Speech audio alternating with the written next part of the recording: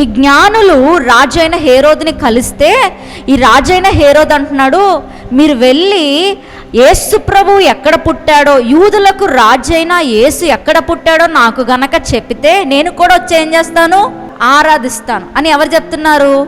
హేరోదు చెప్తున్నాడు. హేరోదు అంటే నేను ఆరాధిస్తాను యేసు ప్రభుని. ఈ హేరోదు ఎంత చెడ్డవాడంటే అతనికి చాలా అసూయ, గర్విష్టి, కోపిష్టి. కానీ ఇతను ఏమంటాడు, నేను కూడా వచ్చి ఏం చేస్తాను, దేవుణ్ణి ఆరాధన చేసేస్తాను. నీ స్వభావం మారకుండా నువ్వు ఆరాధన చేస్తే ఏంటి, పాటలు పాడితే ఏంటి? దేవుడు అంటాడు, I don't care, I don't bother about your worship.